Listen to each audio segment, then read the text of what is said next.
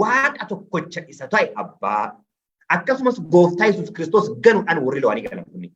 Kanaaf warri dhugaa kana keessa lo'anii galan warra maal ta'an jechuudha. Warra waaqa tokkocha isa dhugaa abbaa fi ilma isaa gooftaa Yesuus Kiristoos maal hin goone jechuudha. Hin fudhanneen.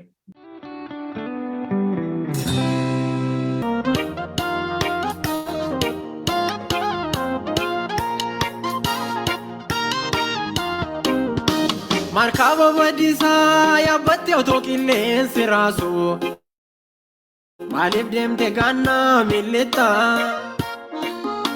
galaana ulaayi moo hirqeeliitiin seente jirta maaf yeeritti keefita ofaa qorruun nuti luboota hamma daa'imaatti sabni ooluuf wallaaste teenyoo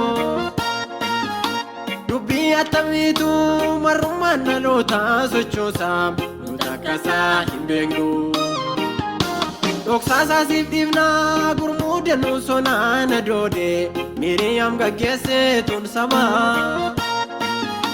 dhugaan si amansiisu tanuma gara keetii dhufe keessa baay'ee dabdooni jabaa warri wallaalummaa nu ga'a arfannaas kumaataa manbeekna nuti sammuu keessa Farachiisa dhugaatti gallamni sorbellaa fanoolee kan istoora keessa barri kulleekii dhaayitaa yaanoo beekumsi lafaasaa hin galchoo of tuulaan hin fayyoo yaada geessisaa walitti himnaa dammaqaa ifaraa jeekoraa har'aa kan nuuf fayyoo obbolee gosanyii robaanii waliin koondumee koottaa fayyaa utuu yeroon jiruu innee irra keenyaa cuqqaalannaan miidhamni mormataa dhuma keenyaa maaloo ofaa qorroo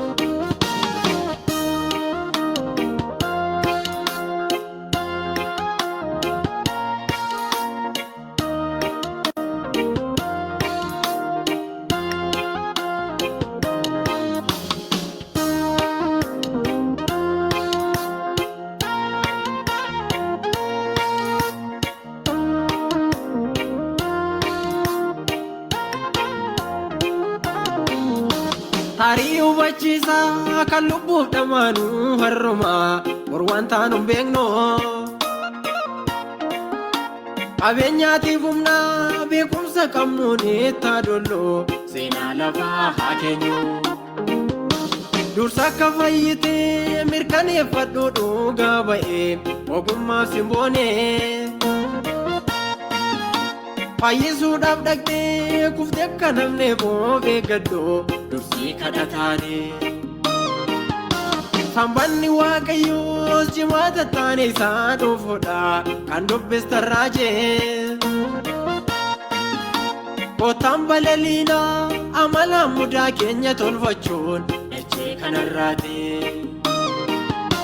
barri wallaalummaa nu ga'a arfannaas kumaataa manbeekna nuti sammuu keessa Farachiisa dhugaatti gallamni sorbellaa fanoolee kan istoora keessa barri kulleekii dhaayitaa yaanoo beekumsi lafaasaa hin galchoo of tuulaan hin fayyoo yaada geessisaa walitti himnaa dammaqaa ifaraa jeekoraa har'aa kan nuuf fayyoo obbolee gosanyii robaanii waliin koondumee koottaa fayyaa utuu yeroon jiruu innee irra keenyaa cuqqaalannaan miidhamni mormataa dhuma keenyaa maaloo ofaa qorroo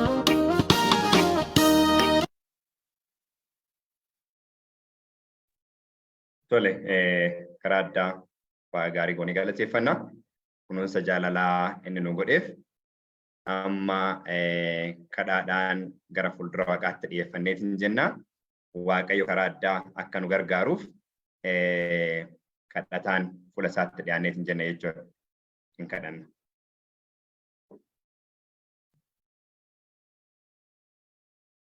Gaarii goonessi galateeffanna abbaa kennaa kunuunsa jaalalaa nu gootee jiraannee fuula keetti akka argamnuuf haala isa mijeessiteef galanni si haa ga'u. Ammallee dhugaa dubbii kan keetii yeroo qoranneetiin jennu ogummaan namaa akka itti hin makamne ofii kan keetii waa hunda nu barsiisi. Isa caalu ammoo akka ati barbaaddutti namoota saniif qophaa'an nu godhi. Maqaa Gooftaa Kiristoos irratti kadhanna Abbaa. Ameen. Gaarummaa Waaqayyoo nutti agarsiiseef gaarii goonee galateeffataati. Akkuma mata duree irratti tuquudhaaf yaale amantii jalqaba isinii kennameef lolaa jedha. Amantii jalqaba isinitti kennameef lolaa. Maal jechuu barbaadeeti macaafni qulqulluun? Karaa addaatiin geggeessaa jireenya saba Waaqaatiif godhamu keessatti Waaqayyo qajeelfama jiru karaa dubbii isaa saba isaatiif kenna. Barumsa isaan barachuu qaban, adeemsa isaan deemuu qaban yeroo hundumaa qajeelfamaan kennaaf jechuudha. Adda qorannaa kana keessatti macaafa Yihuudaa keessaa geggeessaa saba isaatiif waan ni kenna arginee hin jenne jechuudha. Mee wajjinumaan qoranna macaafa qulqulluu baafannee macaafni qulqulluun maal jedha ka jedhu wajjinumaan ilaallee hin jenne jechuudha. Kanaaf macaafa qulqulluu keessatti yaada akka jedhuun jalqaba. Yihuudaa boqonnaa tokkorraa akkana jedha obboloota koo. Ani Yihuudaan garbichi Yesuus Kiristoos obboleessi Yaaqoob isin warra waamamtanii Waaqayyo abbaadhaan jaallatamtanii Yesuus Kiristoosiin eeggamtanii kana caafuu kooti jedha. Amma eenyummaa ofii ergaa adda baasee ka'een booda Yihuudaan namoota warra ergameef yookaan namoota warra tajaajilu kana adda baase. Tokkoffaa inni tajaajilaa Gooftaa Yesuus Kiristoosiin. Warroonni inni tajaajiluuf warri waamaman kun ammoo warra Waaqayyo abbaadhaan jaallataman warra Yesuus Kiristoosiin eeggamanii kana caafuu kooti jedha.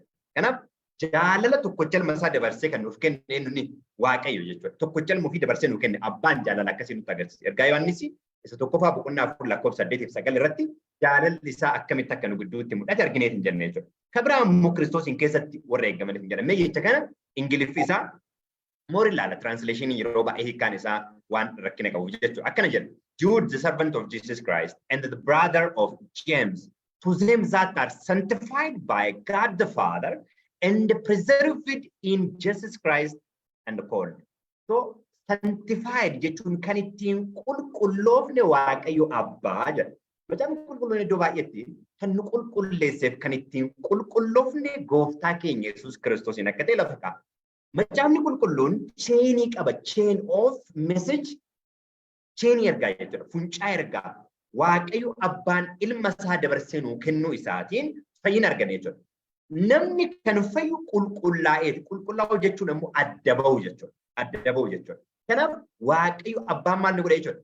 Adda nu baasa. Akkamitti adda nu baase ka jedhuu fi macaafa qulqulluu keessatti Qolaasiyaas boqonnaa 1 lakkoofsa 13 fi 11 Qolaasiyaas boqonnaa 1 lakkoofsa 12 fi 13 bira dhaqee akkamitti abbaan akka nu qulqulleesse akkamitti abbaan akka adda nu baase arginee hin jenne jechuudha. Qolaasiyaas 1:12 fi 13 irraa akkana jedha. 12 irraa abbaa keenya isa Waaqa irraatti qooda warra isaaf qulqullaa'anii keessaa hirmaachuu isin dandeessiseef galata dhiyeessaa jedha.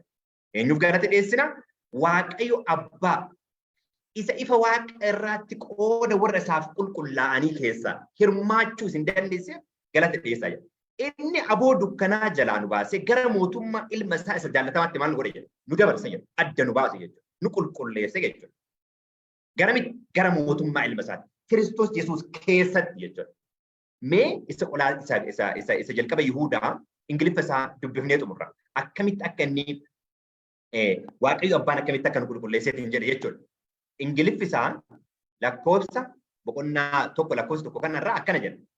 Jude, the servant of Jesus Christ, the brother of James, to them that are sanctified by God the Father and preserved in Christ Jesus and the called. Kiristoos in keessatti kan eeggaman, isaan kan waamaman, isaan waamamne isa keessatti eeggamneet hin jenne. Kanaaf macaafni qulqulluun aadaa akkas jedhaayyuu. Abbaan kiyya gara kootti yoo isa harkisuu dhabaate eenyullee gara kootti dhufuu hin danda'u jedha. Wangeela Yohaannis boqonnaa 6 lakkoofsa 44 fi 37 irratti illee 65 irratti illee kanuma dubbata jechuudha. Abbaan gara kootti yoo harkisuu dhabaate eenyullee gara kootti dhufu hin danda'u. Aadaa kan qulqulleessi gara mootummaa ilma isaatti kan nu dabarse eenyu jechuudha. Abbaadha jechuudha. Gara mootummaa ilma isaa keessatti kan ilma isaatiin kan nu waame abbaa akka ta'e Yihuudaan boqonnaan 1 lakkoofsa 1 lafa kaa'a. Itti aanee lakkoofsa 2 irratti mercy unto you and the peace and love be multiplied. Isa kana isiniif haa baay'atu jedha. Isiniif maal haa ta'u? Haa baay'atu. Maaliin? Araarri, dhugaan, jaalalli. Lakkoofsa lamarraa. Araarri, nagaan, jaalalli isiniif maal haa ta'u jedha? Haa baay'atu jedha. Ameen. Araarri, nagaan, jaalalli isiniif haa baay'atu. Araarri, nagaaniif jaalalli akkamitti nuu baay'ata? Ka jedhu Phexros isa lammataa boqonnaa tokko lakkoofsa lamarraa akkana jedha. Haa baay'atu ka jedhu kana jechuudha. Lammaffaa Phexros tokko lamarraa. Waaqayyoon koomaa abbaa jechuudha. Gooftaa keenya Yesuus Kiristoosiinis itti dabalee jechuudha. Nis gaafa jedhu yookaan immoo eenye jechuudha.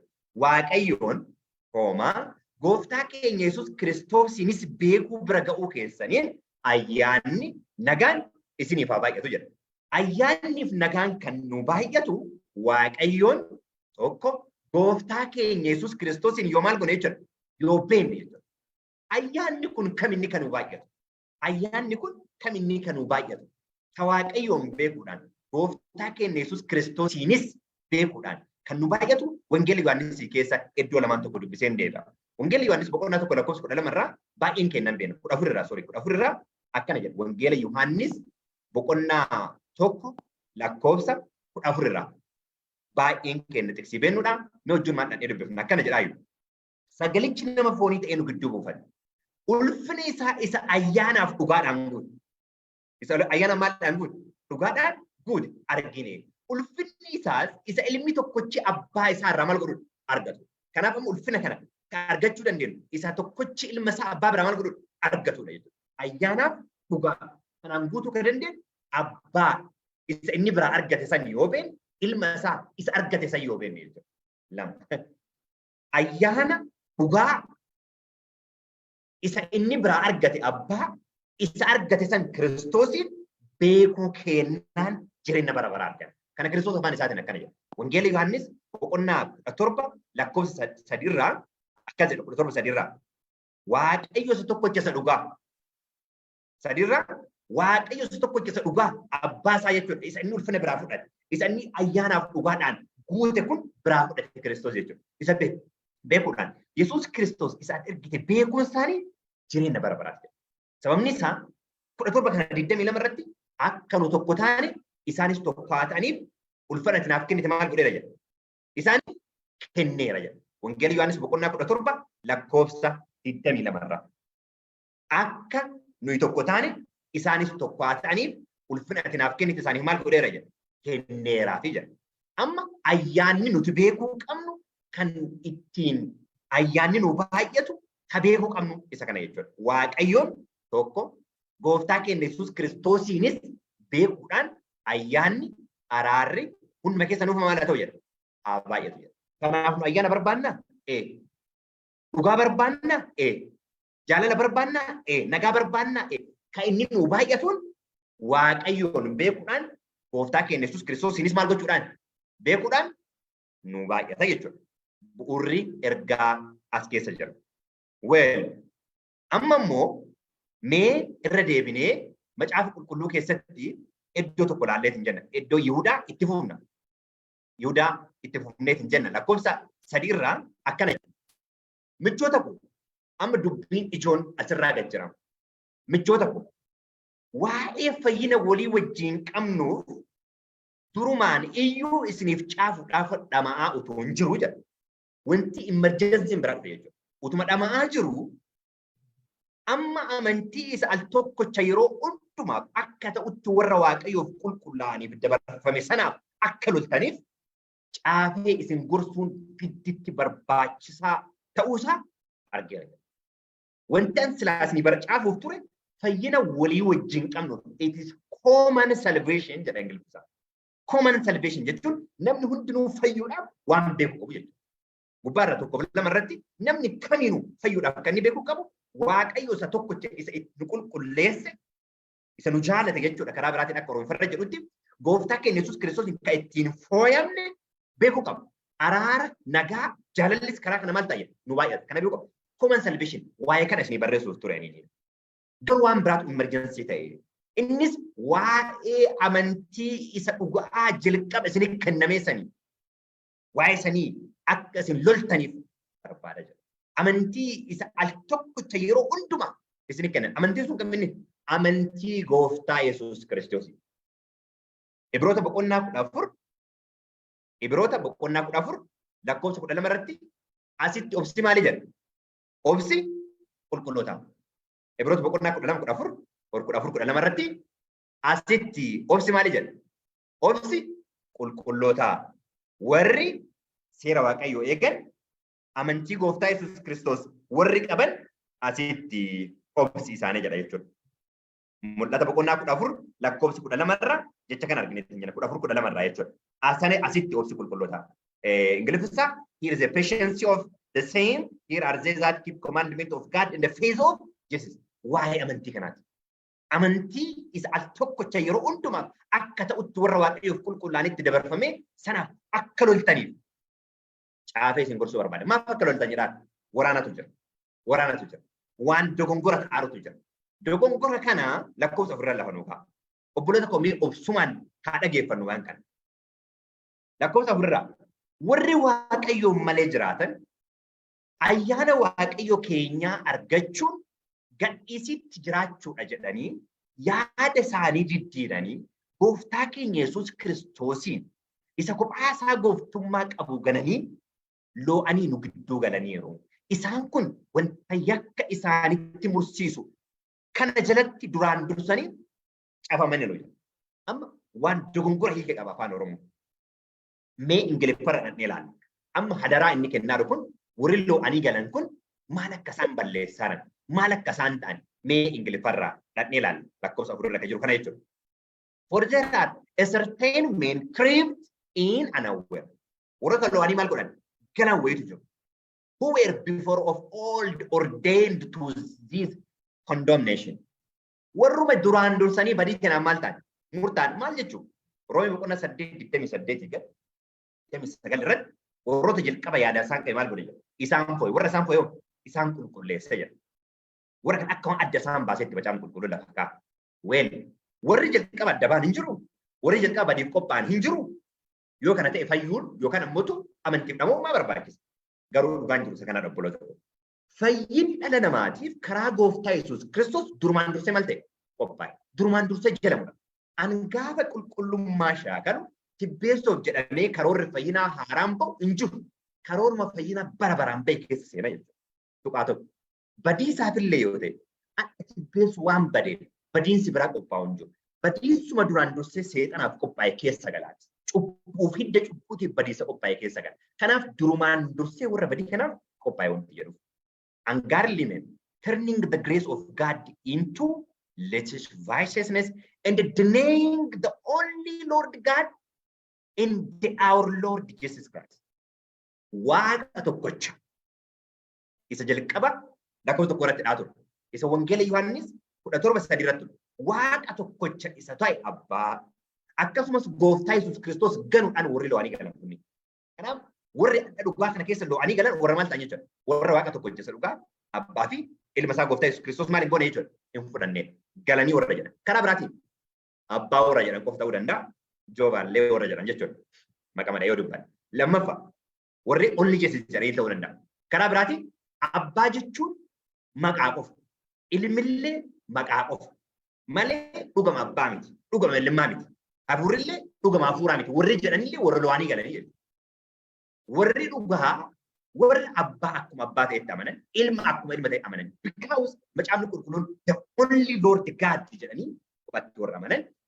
The Son of the God Lord Jesus Christ jedhanii gooftaa keenya Yesuus Kiristoos jedhanii warra amanan. Gasti qaala alaa deemnan. Fakkeen sababni isaa warra angaarlii jedhu kunniin gasti qee naannoo gara ergaa Yohaannis isa lammataa keessatti illee irra deemnee ilaalla. Isaan kunniin warra loo'anii galanii jedhu. Kanaaf amantiin dhugaa maanniin waaqa tokkocha isa dhugaa isa ati argite gooftaa Kiristoos hin beekuun kun maalidha jedhe Kiristoos jireenya bara baraati jedha. Amma faawundeeshiniin dhugaa jireenya bara baraasa. Kanaan ala katee hundinuu warra maal ta'e warra loo'ee gale akka ergaa Yihuudaa irratti dubbataa. Ergaan Yihuudaa karaa addaa warra nu dhugaa qabna jedhee waldaa dhugaati ka jedhamanii ka'umsa dhugaan kan karaa addaatiin waldaa adventistii keessa jiru waldaa koo kan ofii kooti keessa jiru bakka bu'a. Adda baafnee ilaallee hin jenne jechuudha. Tole lakkoofsi 5 irraa gasidhee dubbifna. Akkana jedha lakkoofsi 5 irratti. Isaan waan ani amma isiniif caafuuf jedhu hundumaa isin jedha. Sorry. Isin waan ani amma isiniif caafuuf jedhu hundumaa maal godha? Hin beektu jedha. Waan hin beekne miti. Isin hin beektu waan ani amma isiniif caafuuf jedhu kan hundumaa jedha Yihuudaan yeroo jedhu. Ergaa kana jechuudha. Haa ta'uyyuu malee ani isin yaadachiisuu barbaada. Akkasuma walii qorannaan keenya kun waan hin beekneef hunduu taane maal gochuudhaaf wal yaadachiisuudhaaf iddootti akka deebinuuf dhugaa irraa kaanetti akka deebinuuf deebinee macaafa qulqulluu keenya akka qorannuuf jechuudha. Amma nullee kan wal yaadachiisaa turre deebinee Yihuudaan illee kanuma yaadachiisaa ture. Innis gooftichi saba isaa al tokkocha biyya Gibxii baasee akka isaan oolche booddee immoo warra isatti hin amanin sana akka balleessedha jedha. Isaan baaseera jalqaba. Waan isaaf akka amanaman akka isaaf hojjetan waan barbaadeef dhayichaan adda foo'ee isaan baasee karaatti garuu isaan maal ta'uu didan? Amanamuu didan. Didanii jennaan warra shakke karaatti maal godhe? Balleesse. Tuqaa lammataa ergamoota warra aboon isaaniitiif kenname irra darbanii lafa taa'umsa isaanii gadi dhiisan funyoo hidhaa bara baraatiin dukkana jalatti maal godhe jedhe? Hidhee firdii isa guyyaa guddaa sanaaf isaan maal eegu yaadadhaa jedha. Israa'eloonni illee baaniiru. Baanii Gibxiin hin galle. Baanii biyya abdii maal hin goone? Hin geenne. Karaatti maal ta'aniiru? Badaniiru. Maal waan ta'aniif? Waan amanuu dhaban. Ergamoonni samii illee achitti hin turre. Warra yakka hojjete maal ta'eera? Badeera. Adhallee isinillee kana yaadadhaa. Maqaan deemuun nama hin baasu. Dhugaa kaleessa qabnu jennee uf dagannee socho'uun nama hin baasu. Dhugaa qabatanii ka'uun galmaan nama hin ga'u. Feeggadhaa dhagaa. Damee ta'uun ija godhachuu miti. Feeggadhaa dhagaafiin guddaan. Ergamootaa fi maal hin taane hin illee waan ta'eef. Tuqaa sadaffaa akkasuma ergamoota sana immoo warra mandaroota Sodomiif Gamoora warra sanis maal godhe? Isaan balleesse maal waan godhaniif? Warra mandaroota naannoo sanaas halaalummaa keessatti ba'anii ejjummaadhaaf warruma akka isaanii nama ta'anii duukaayyuu maal godhan? Hin adeemu turan nama hin ta'in duukaayyuu hin adeemu turan. Isaan adaba ibidda bara baraa fudhachuudhaan wanta warra akkasii irratti dhufuuf jiru agarsiisuudhaan maal ta'aniif? Fakkeenya ta'aniif. Amma warri lo'anii galan kun jiru amantii kanaaf lola yoo loltan kan of eeggadhaa waatu jira. Of hin dagatinaa. Badaniiru. Israa'eloonni illee karaatti ergamoonnis warra Sodoomis badaniiru. Warra maal ta'an ejjummaa isaanii irra ka'e gadhiisitti jiraachuu isaanii irra ka'e. Ejja kana karaa addaatiin bara Looxiitti dhiira wajjin bara keenyatti illee kanuma tura. Kun cufamuu balbala araara isa dhumaati. Akkas ta'aniiru. Kunni amala warra maal ta'aniif? Warra lo'anii galanii. Warri kunni hundinuu maal godhu? Baay'ee warra dhiira wajjin wal fudhan illee waaqeffannaa waaqeffatu. Waldaa keessatti paastariin kan sirna godhu. Warra lo'anii galanii. Akkasumas immoo gadhiisitti warra jiraatan. Kiristoosii maal ta'aniira? Fayyineera. Kana booda homaa hin barbaachisu jedhanii warra lo'anii galan. Karakteriin kun baay'ataa deema. Gadumsi qaalaalla. Hundumti keessan nama hunduma keenya ilaalla jechuudha. Hunduma keenya ilaalla keessa ulaalaa deema. Warra lo'anii galan. Waa'ee warra lo'anii galanii. Warra dhugaan jalqaba irratti lakkoofsa 3 irratti lakkoofsa 4 irratti warra ibsamanidha jechuudha. 3 tokko hamma 2 irratti kan ibsaman warra dhugaa kanaaf adda foo'amanidha. Lakkoofsa 3 irratti isaanii dubbata. Lakkoofsa 4 warra lo'anii galan ta'a. Amala isaanii immoo gattarreesseetiin jedha jechuudha. 8 irratti akkasuma immoo warri lo'anii nu gidduu galanii isa lakkoofsa 4 lo'anii gidduu galan wajjin wal bira qabsiisa. Yaada isaanii abjotan immoo xurii foon isaaniitti maal godhe hin fidu. Abjuu jiraatu. Akkan oduu ta'e akkas oduu ta'e waa yaadu jechuudha. Kanaaf yaada soficha jedhee maal ta'e jireenya isaanii maal ta'e kan xuraa'e ofin xureessu. Gooftummaa Waaqayyo isaan irraa qabu maal godhaniiru hin dagatu. Waaqayyo gara fuulduraa deemu gara duubaa hojjete maal ta'u deemu. Sababni isaa gooftummaa kan irraa qabu inni isa. Gooftummaa isaa ofirra galanii karaa ofii barbaada irra deemu jechuudha. Isaayyaas boqonnaa 4 irratti dubartoonni 7 dhiira tokko maal godhu jedha hin qabu jedha. Nyaata illee kan ofii kennaa nyaanna uffata illee kan ofii kenna uffanna maqaan kee qofti maal haa ta'u nurratti hawamu. Gooftummaa abbaan manaa haadha manaa irra qabu hin barbaadu jechuudha. Ati nu geggeessitu nyaata illee nu kennitu kan akkas jechuudha kunillee. Adallee qajeelfama dhugaatiin deemuu caalaa akka waan jedhee deemuu caalaa akka ofii barbaanne deemna warra jedhan. Kunniin illee ammallee warra maal godhan? Warra lo'anii galan. Gooftummaa waaqayyo isaan irraa qabu maal godhan? Hin dagalu. Warra akka ergamoota waaqaa keessatti ulfina qabaniyyuu maal godhu? Hin arrabsu. Nam ulfinni malu ulfinni maal hin godhan? Hin kennan. Wal arrabsu, wal dubbachuu. Kun ammallee warra lo'anii galaniiti jedha. Mikaa'el hangafni ergamaayyuu yeroo reeffa Musee irratti seexana wajjin walitti falman wal qoccolan gooftaan sitti haa dheekkamu jedhe malee arrabsee itti faraduuf ija jabaanne jedha. Mikaa'el nasiif jedhame kan Musee ergama seexana wajjin wal hangafa ergamoota akka ta'e eenyuun bakka bu'u? Kiristoosiin bakka bu'u. Akka inni Kiristoosiin bakka bu'u Daani'el boqonnaa 12 irratti dubbisuu dandeenya. Hangafa ergamoota ijoollee isaatiif hin dhaabata jedhu. Ijoollee isaa kan jedhamu warra biyya lafaa irra kan jiraniif Kiristoos abbaa keenya akka ta'e obboloota keenya obboleessi keenya akka ta'e ulifadhaa san yeroo biraa irra dee'uu dandeenya. Garuu dubbii arrabsoon dubbanne jedha. Kiristoosummaan seexana irratti adda waa'ee seexana baafne namoonni yeroo jedhan hubadhu jedhanii lafa jala dabarsanii wanti hin goone hin jiru. Kunniinis amala warra lo'anii galanii. Amala warra lo'anii galanii. Amala warra maal hin gooneeti. Ajjeeleffama Kiristoos hin beekneeti. Leegoon ittuu gaafa dhufe Kiristoos maal jedheen? Keessaa baanee asama booyyee kana galluu jennaan maal godheef? Hin eeyyamne. Maaliif? Reerraa'ee yookaan immoo gara laafummaa agarsiisa jechuudha. Iddoo tokkotti illee seexanaan gubadhu kana ta'e jechuudha. Baay'ee keessaa jedhaa ture malee. Aniif isinillee yoo dhugama warra lo'anii galan hin taane seexanas haa ta'u eenyuunis haa ta'u gubadhu kaan jechuun abookeen namichi guyyaa gubatu qaba waan ta'eef. Hidhamee guyyichaan maal taara waan ta'eef eeggamaara waan ta'eef lo'anii galtoonni garuu kana godhu jedha. Itti fufna. Kudhan irraa isaan kun garuu waanuma beekuu dadhaban maal godhu jedha hin arrabsu. Gaafiin guddaan addan.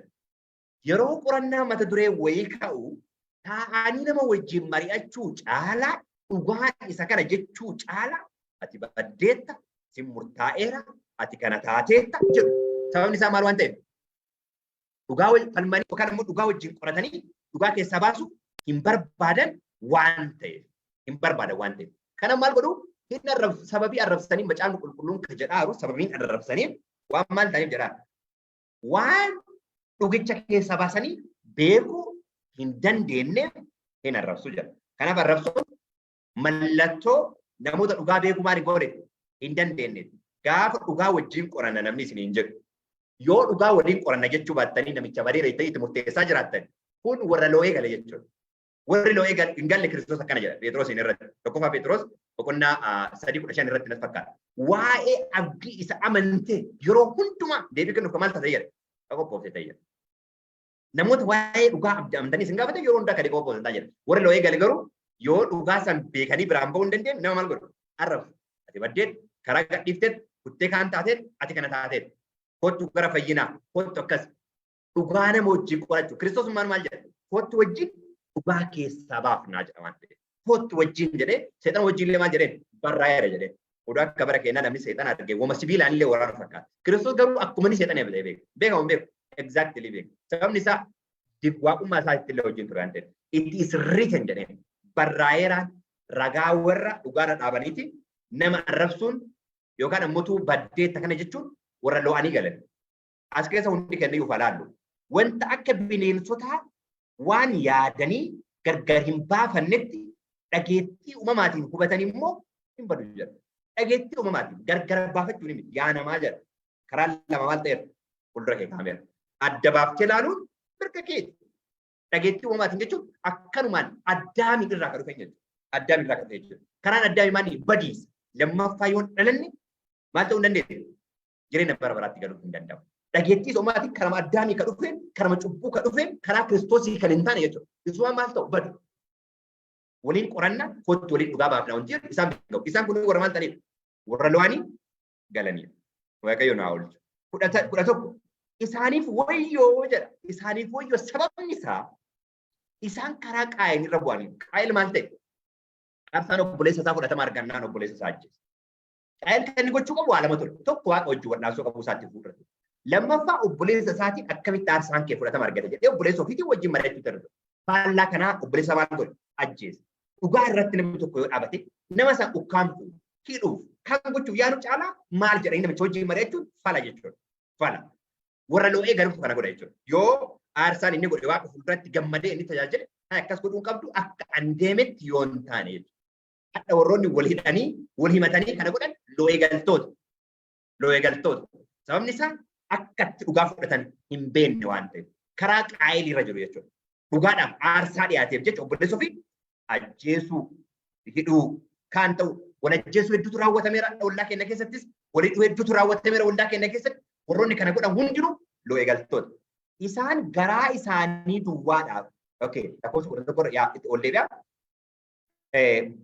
bu'aadhaaf jedhanii guutummaatti irraa kaachuu Balaamitti maal godhaniiru of gadhiisaniiru Balaam guutummaatti irraa kaate maallaqa fudhatee saba isaa maal godhe abaarsa kee adda maallaqa fudhatanii tajaajila aangoo barbaadanii ijoollee waaqa namoonni hiisisaaran namoonni adabatti muraaran Balaam loo'ee galtoota dhugaa wajjin kan namni fannoo qabu dhugaa irratti wal himachuun dhugaa irratti ati kana dubbatte gadoo walii sun hin barbaachisu ati kana dubbatte dhugaa no waliin mari'achuu barbaachisu loo'ee galtoonni dhugaa keessaa maal godhu wal adabu wal kassasu argitanii bikka dhugaa fayyadamanii nama eebbisu nama abaaru jechuudha nama arrabsu jechuudha loo'ee galtoota akka Balaam warra maal hin taane warra kaayyoo ergamee faddaan hin baafne warra isaan erga adda baasee hin beekne jechuudha. Inni isaan erga eenyu kan jedhu adda baafatee hin beekne. Kanaaf namoonni waa'ee waaqummaa gaafa nama wajjin mari'achuu barbaadan kun fayyinaaf hin gargaaru kun kaan hin ta'u obbolo tokko uduu isa nu fayyise hin beekne uduu isa nu waame hin beekne waa'ee isaa cadhabnee wanti biraan nu goonu hundinuu daankiraa duwwaa lafa hidda hin qabne irra lafa dhiitudha. Kanaaf hidda adda baafachuun baay'ee barbaachisaadha. Okay. Balaam. Tuqaa sadaffaa. Akkuma qoraayii mormanii waaqayyoon irratti ka'uu isaaniitiin balleeffamuu isaanii. Qoraayii daataaf Abrahiim wanti isaan godhan maali? Qajeelfama karaa Museen ittiin geggeesse dhiisanii lakki karaan kun salphaadha. Karaan kun namaa tola. Sammuu namaatiif sirrii namatti tola. Jecha waliigalaati afaan biyya keenya ammaatiin jedhamu jechuudha. Jedhanii warra karaa biraa baasanii. Akka Adventistiitti karaan dhugaan waaqayyo nuuf kenne mul'ata boqonnaa 10 irratti hundaa'uudhaan bara 1844 jalqabee dizaayiniin karaa dhugaa baafameera. Ergaan jalqabatti nu kennan amma kanaanii kan nu gaggeessudha. Garuu karaatti kun namni akkasii yoo hubate dogongora akkan hubachuu qaba jedhanii kan itti makan loo'ee galtoota. Waaqayyo warra dhugaa iddootti eegu nu haa godhu. Akka qoraayii maal godhanii waaqayyoon irratti mormanii dhugaan iddootti eegama. Waldaan dhugaa maal hin taatu hin kuftu hin sochootu dhugaan iddoodhaan sochootu. Dhugaan dhugaadha.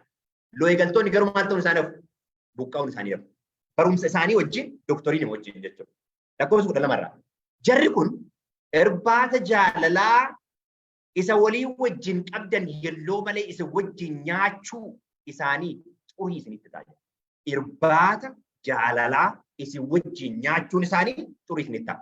Mee eenyu fa'a warri xurii isinitti ta'a jedhame kun ergaa Yohaannis bira dhaqee waan tokko isinii dabala. Ergaa Yohaannis isa lammataa lakkoofsa 9-11 dubbisa. 9 bu'uura 10-11 irraa jiru. 9 irraa akkana jedha. Namni barsiisa Kiristoositti qabamuu dhiisee kana irra darbee barsiisu waaqayyoon of biraa maal godhu hin qabu. Waaqayyoon of biraa hin qabu. Inni barsiisichatti qabamee jiraatu immoo abbaa ilma of biraa qaba. Ergaa Yohaannis tokkoffaa Yihuudaa lakkoofsa 1 yaadadha. Akkasumas Yihuudaa lakkoofsa 4 irratti yeroo waa'ee loo'ee galtootaa dubbatu waa'ee waaqayyoo isa tokkoo fi Kiristoos dubbatee ture jechuudha Ingiliffarraa. Barumsa Kiristoositti qabachuun abbaa fi ilma biraa qabaachuu. Barumsa Kiristoositti qabachuu dhiisuun ammoo abbaa fi ilma biraa dhabu. Waaqayyoon biraa dhabu jechuun maal jechuudha? Abbaa fi ilma biraa qabaachuu. Waaqayyoon biraa qabaachuu jechuun abbaa fi ilma biraa qabaachuu. Abbaa fi ilma biraa qabaachuun barumsa Kiristoositti qabannee jiraachuudha. Yoo jenne barumsa Kiristoositiin ala abbaa fi ilma ala jechuudha. Lakkoofsa kanarratti namni barsiisa kudhanirraa namni barsiisa kana fudhanne isin barsiisuuf yoo dhufe garuu mana keessanitti maal hin godhinaa? Isan simatina. Nagaayyuu isa maal hin godhinaa? Hin gaafatina. What does that mean?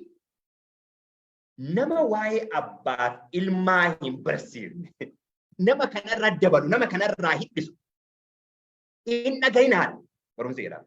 Sababni isaa lakkoofsa 9 bu'uura kaa'eera kana. Nama kana barumsa isaan fudhatinaa dhagayinaa dubbiin isaa. Maal godha waan ta'eef? Isin xureessa waan ta'eef. Irbaata wajjin hin nyaatinaa jedha Yihuudaa irratti yeroo qoran. Hin simatinaa. Namni nagaa isa gaafatu hojii isaa hamaatti hirmaachuu isaati jedha. Barnoota kanaan ala jiru keessatti namni seenee waliin maal isa wajjin maal gochuu isaati? Hirmaachuu isaati. Hirmaachuu isaati. Dhugaa warra iddootti eegu warra dhugaa irratti jabaatu Waaqayyo nu haa godhu. Macaafni qulqulluun ifaaf ifa yoo nu fudhachuudhaan maal ta'an? Qophaayaa ta'an.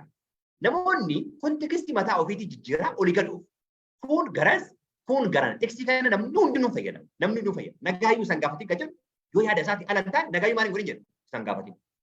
Yoo barumsallee dhugaa namni hundinuu waldaan kamuu fayyadama. Garuu eenyu jedhaa harka jiru lakkoofsa 9 bu'uura isaa lakkaara jechuudha. Tole lakkoofsa 12. Isaan garaa isaanii duwwaadhaaf maal godhu? Yaadu. Garaa isaanii duwwaadhaaf yaadu. Waa'ee dhugaa, waa'ee jireenyaa gara fuulduraa duuntaan maal mallaqallee maal argadharee foon kiyyaafillee waa'ee kanatti xiyyeeffannaan giddu galeessa. Wangeelallee kan hojjetan mallaqaaf daldalaaf. Wangeelli daldalaaf suuqii wanti ta'eef kanaaf loo eegaltootadha isaan. Isaan waa'ee waaqummaa dubbachuun barbaadan. Waa'ee waaqummaa irratti iddoo kennuun barbaadan. Waa'ee waaqummaa irratti waldaa biraatu na caala. Dheengadda kana samoona waldaa lamaan gidduutti waldaa Pirotestaantii fi Ortodoksii gidduutti kontiroversii wayii deemaa ture. Geggeessaan luba Pirotestaantii waa'ee waaqummaa kaaseeti. Especially waa'ee sadan tokkummaa kaaseeti. Waa'ee sadan tokkummaa akka isaanii beekutu jira jedhu. Eegeenyu akka Ortodoksii beekutu jira akka ibsu jedhu.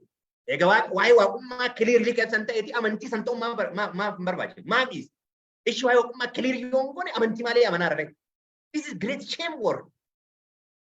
Isattamani beeka jedhe Paawulos. Isattamani beeka jedhe. Isattamani oduu hin beekin kiristaanummaan keenya gaafii keessa gala jechuudha. Isaan akka duumessa bokkaa of keessa maal hin goone hin qabne. Waa'ee duumessa bokkaa qabu Zakkaariyaas boqonnaa 10 lakkoofsa 1 irraa arginu. Duumessa bokkaa qabu godha. Duumessa bokkaa hin qabne kawaa faayidaa hin qabne jechuudha. Kiristoos maal jedha? Isin warri dheebottan gara kootti kottaa dhugaa. Yoo narraa dhugdee yaa'an bishaan jireenya garaa keessan keessa maal ta'a? Burqa jedha. Isaan kunniin waan keessa burqu hin qaban. Goga jechuudha. Sabni isaa Kiristoos keessa hin jiru waan ta'eef. Warri Kiristoositti qabanii dhufanii Kiristoosin keessa waan dhufe. Maal jedha Kiristoos wangeela Yohaannis boqonnaa 15 irratti? An jirma wayinii isa dhugaati jedha. Isin immoo maal kooti jedha? Damee kooti jedha. Abbaan koo immoo kadhaa beekudha jedha. Warri dhugamaan damee ta'e ija godhatee nama biraatiif jireenya ta'a. Nama biraatiif jireenya ta'a. Yoo damee dhugaa hin taane abbaaf ilma irratti yoo hin dhaabanne duwwa jechuudha ammas. Okay. Itti siqeen akka muka yeroo ija kennuun isaaf ta'utti ija dhabeeti. Akka muka harbuu Kiristoos dhaqee baala irraa gurachuudha. Ija irraa gurachuudhaan dhaqee godha garuu iji keessa hin jiru. Gogaa jechuudha. Gubbaa yeesumullaa kiristinnaa jechuudha. Warra gubbaa irra foormullaa qofaan waaqeffatu jechuudha. Foormullaa qofaan. Iddoon teessoo bakki ta'an hin jiru. Namoonni lakkoofsa namaatiin haa ta'u. Tajaajilaan haa ta'u. Iddoon kun hundinuu gubbaa irra uffataan. Yeesumullaa. Garuu fireen keessa hin jiru. Akka muka hundeen buqqa'ee gogee osoreeti jedha. Loo eegaltoota. Akkuma dhaa galaanaa urgufaman homicha baasu. Homicha baasu jechuun gubbaa irratti waan nama hidhachiisu fakkaatu. Adii gubbaa irra yoo qabde garuu qilleensa homaa keessa hin jiru. Duwwaa. Tajaajila iddoo arsaatti beekama. Jireenyi keessa hin jiru. Faaruu irra beekama. Jireenyi keessa hin jiru. Jireenyi warra keessa jiru warra dhugaa irra dhaabatanii hin jedhan akka ta'e hin jedhe macaafni qulqulluun lafa nuu kaa'e hin jedhe jechuudha. Homicha baasu. Isaan hojii isaanii isa yellaasisaa akka hoomachaatti ol hin baasu. Isaan akka qorsaati iddoo dukkanni limixiin biraa bara baraan isaaniif kaa'amee jira jedha. Iddoon dukkanaa limixii bara baraan isaanii maal ta'e jira? Kaa'amee jira. Iddoo eenyu? Iddoo seexanaa. Dukkana limixii.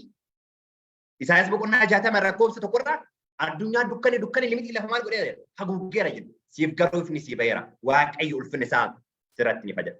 Heenok Addaamii jalqabee dhaloota 7ffaa kan ture inni waa'ee isaan kana warra du'anii galanii kana jechuudha.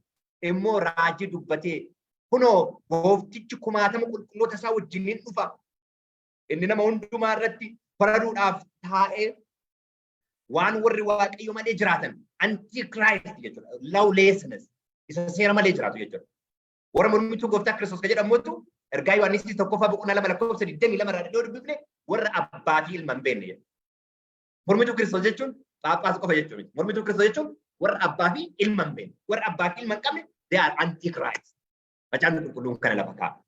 Okay, waaqayyo malee jiraatanidha. Waa'ee isaanii akkasii keessatti hojjetan hundinuu dubbii jajjabaa cubbamoonni warri waaqayyo malee jiraatan isa irratti dubbatan hunduma bakkeetti baasee amansiisee nama adduma addaan itti maal godha jedha. Hin adaba. Nama hundumaa amansiisee adaba. Amansiisee adaba jechuun adda guyyaan taphni nu taphan gochaan nu goon hundumaa maal ta'a waraabbamaa jira. Samiin ergamoonni nu bukkee jiru. Hawaan hundumaa maal godhan rikaardi godhan. Taphni taphannu gochaan nu goonu kolfinu hundi nu fuula samiin ifaan. Ifa ba'ee amansiisee farada jechuudha. Namoonni raajii irratti dubbatame kun waan hundumaatti in gungumu. Namoonni raajii irratti dubbatame kun warri lo'aalii galan kun jechuudha. Waan hundumaatti maal godhu in gungumu. Waan itti amanan hin beekanii jechuudha karaa addaan.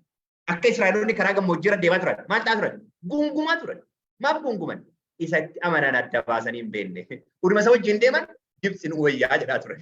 Isuma uduma waan daanqee akkan diqqee akkana godhee kana Waaqayyo maal godhe? Saba kanan balleessa jedha. Gungumuun isatti amanan beekuu dhabu. Shakku. Kanaaf Phaawulos maal jedha? Isatti amane beekaa jedha. Waa hundumaanis maal ta'u? In komatu. Ibalu kana na godhe, tantu kana na godhe. Namni qajeelaan nama tokkoyyuu hin komatu. Of komata qajeelfama ofii Waaqa wajjin maal godha? Sirreeffata malee. Akka qajeellaa isaaniitti maal ta'u hin jiraatu. Fedhuma ofii guuttachuudhaaf jiraatu. Orma wajjin waan barbaada yoo ta'e tiksii barbaada ittiin of deeggaru jechuudha. Afaaniin guddisanii of maal godhu? Of jechu. Nu ifa qabnaa, nu dhugaa qabnaa, nu kana eennaa, nu seera eennaa. Ol qabanii uffata eennaa afaan keenyaa waliin mannee jechuu dandeenya. Of jechu jechuudha. Of jechu. Warra waa irraa abdatan immoo sobanii saadu jedha. Otooma waan barbaade inni godhaa jiru argan. Iddoo an jirutti sanbataan illee si'oosii haa fudhatu, sanbataan illee biiroo haa seenu, iddoo aarsaa irratti lallaba kan fudhatu lakkoofsan qabu fi waan keessa arguuf jechuudha.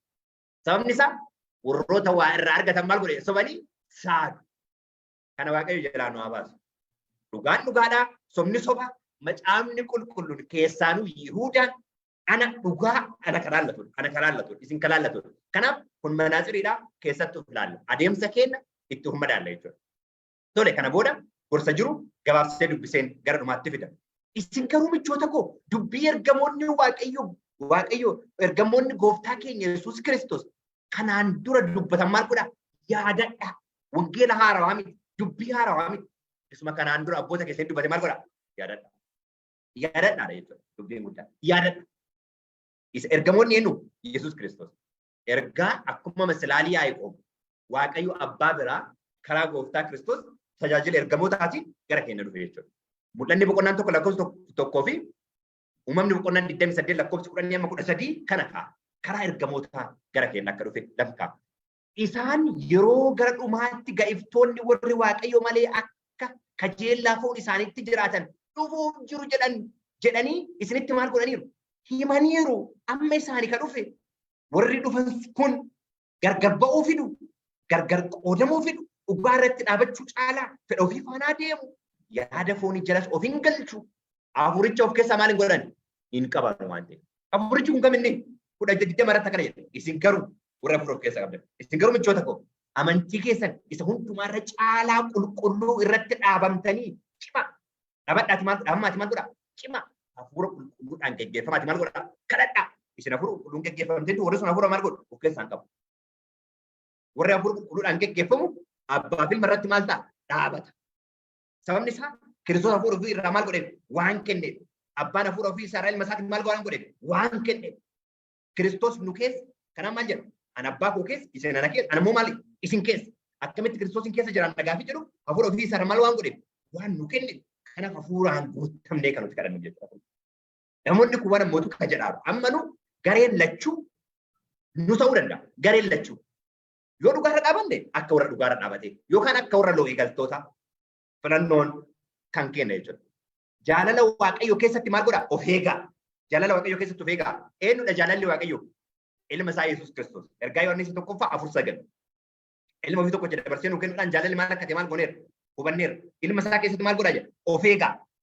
Araara ittiin gooftaan keenya Yesuus Kiristoos jireenya bara baraatti isin geessu maal godhaa? Eeggadha. Araara eenyutu argata ka jedhu gubbaarraa itti isin yaa baay'atu ka jedhu achi keessatti eeggadha. Warra maman gara laafina maal godhaa? Agarsiisa. Warra maman warra waan itti amana wallaalan kanaanis maal godhaa? Gara laafummaan itti agarsiisa. Waliin qoradhaa itti siqaa jechuudha. Kanaaf dhugaa warri hin beekne jedhu. Nama kamiinuu waan barbaade haa jedhu. Namatti siqee nama wajjin maal gochuu qabu? Qorachuu kadhachuu dhugaa keessaa baasuu qabna jechuudha. 23 warra kaan ibidda keessaa butaati oolcha. Badiisa keessaa jechuudha. Buta dhugaa kana itti himaa jechuudha. Dhugaa dubbii kana keessaa baasaa jechuudha. Hundeessaa kana ofii keessaniif sodaachuudhaan gara laafinaan maal godhaa? Agarsiisa. Gara dhumaan isin akka hin gufannetti Waaqayyo isin eegu. Isin akka hin gufannetti eenyutu isin eegu? Waaqayyo. Waaqayyo isin eegu. Mudaa malee gammachuudhaan ulfina isaa dura isin dhaabachiisuu hin danda'a. Kanaaf mudaa malee kan eegu fuula isaa dura kan dhaabachiisu eenyuuni? Waaqayyo. Karaa eenyu? Karaa ilma isaa. Tajaajila eenyuutiin? Tajaajila ergamootaatiin. Gufuun miila keessan akka dhoofne ergamoota maal godha jedha? Isinii erga. Daani'el maal jedha? Waaqayyo ergamaa ofii erga afaan leencaa maal godha? Cufe jedha. Kanaaf Waaqayyo karaa ilma isaa tajaajila ergamootaatiin nu qulqulleessa, nu eega, guyyaa fayyinaatiin nu dhaabu. Jecha sadumaa Waaqayyo fayyisaa keenya isa tokkochaaf abbaadhaaf jechuudha. Karaa gooftaa keenya Yesuus Kiristoos ulfinni, guddinni, aangoon, gooftummaanis lakkaa'amuu bara fuula duraa jalqabee ammas bara baraanis isaaf haa ta'u. Ameen. Ameen. Kanaaf abbaadhaaf maal jedhe Qoolaasiyaas 3:17 irratti jechaan haa ta'u gochaadhaan yeroo hundumaa maqaama gooftaa Kiristoositiin waan godhan hundumaa godha. Isumaanis Waaqayyo abbaadhaaf maal godha jedha? Galata dhiyeessaa. Eeruusa dhumaa ergaa Yohaannis 1:1 isin nu wajjin tokkummaa akka qabaattaniif isa argineef isa dhageenye sana isinitti hin himnaa. Tokkummaan keenya immoo abbaadha wajjin ilma isaa Yesuus Kiristoos wajjin hin jedha. Dhugaa kanatti dhaabannee tokkummaa dhugaa keessatti of eeguu akka dandeenyu Waaqayyo kan nageenya nu haa eebbisu. Kadhata godhannee sagantaa keenya xumurra.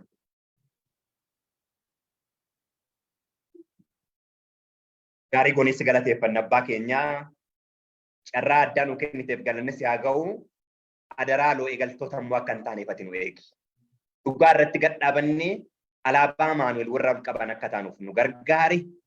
Hafaa yeroo keenya irratti ati moo'e maqaa tokko jalma keettiin biyya lafaa jalatteef jettee abbaa.